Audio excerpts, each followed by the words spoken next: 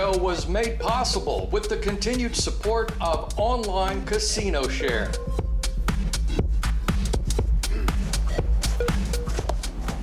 Yeah, all right.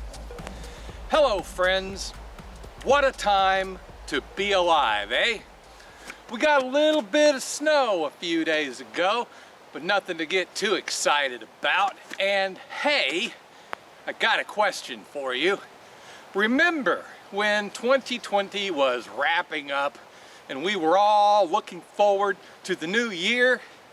As if some arbitrary point in the Earth's rotation around the sun would mark some magical shift toward better times in our linear existence. Yeah, that was stupid.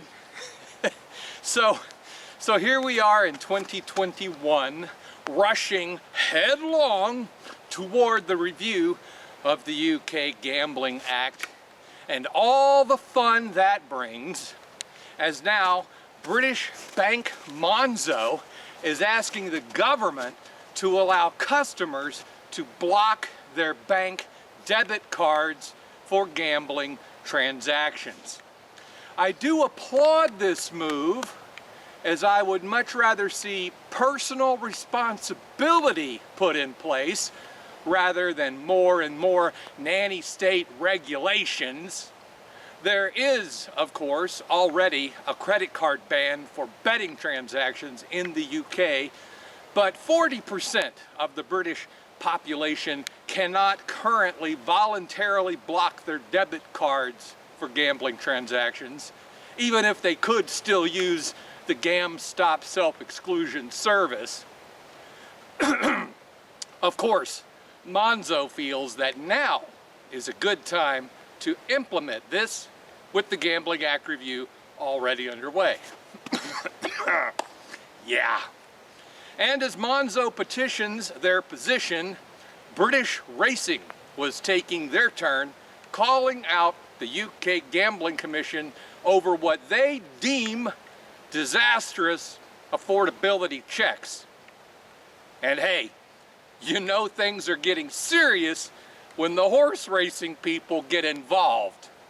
The Race Course Association, the Horsemen's Group, and the British Racing Authority all say the Commission's proposed checks on their customers could have dire consequences on the industry. And hey, if anyone can recognize the smell of horse shit, you would think it'd be these people.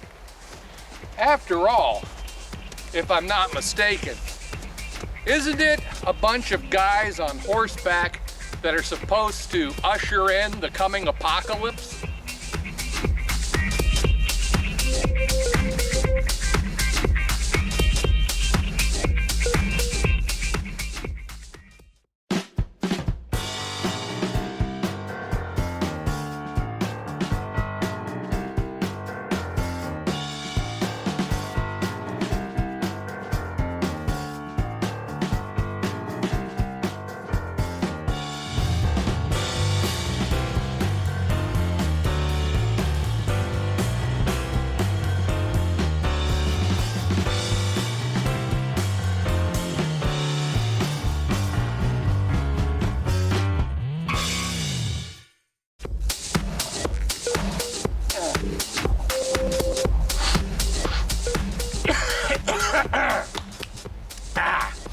Welcome back.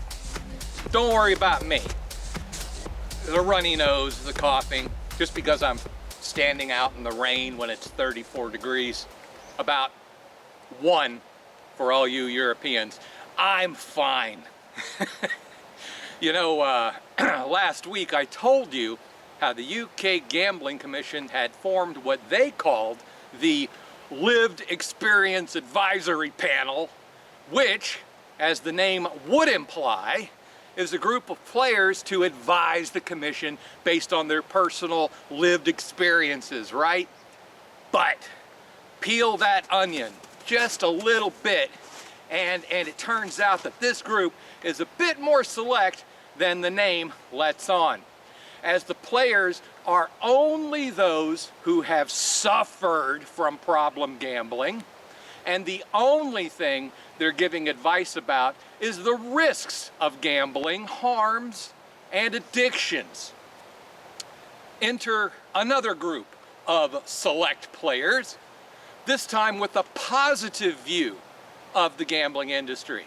A group put together by Entain and called the Players Panel. Catchy, huh? Entain says the group gives a voice to the overwhelming majority of people who enjoy gaming responsibly.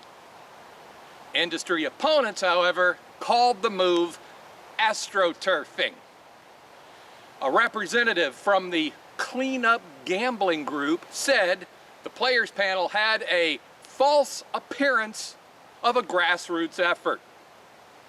Mysteriously, though, he did not comment on the false appearance of the Lived Experience Advisory Panel, having lived only negative experiences while advising only the evils and harms of betting.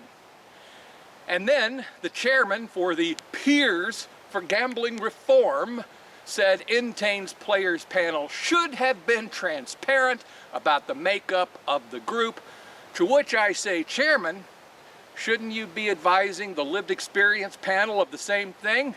And if not, can't you just, shut the f*** up? Preferably the latter.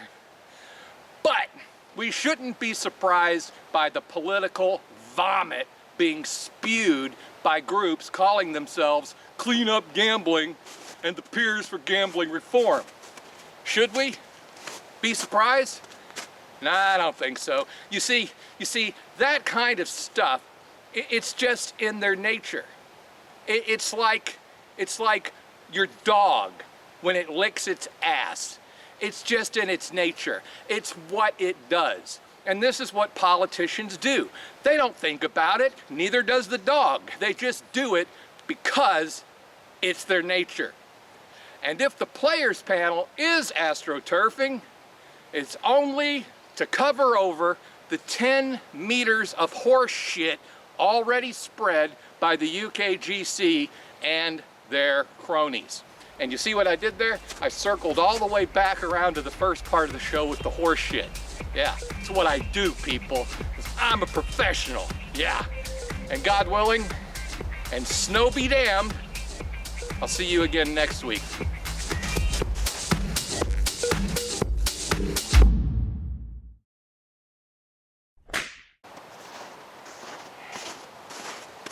Yeah, this is one of those episodes where I didn't technically have a blooper.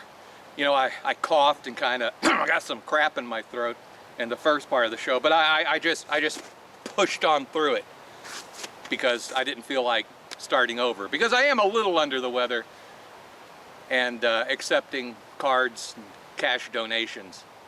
So hit me up if you have a spare $1,000 laying around that you don't have nothing else to do with. I'm kidding, of course.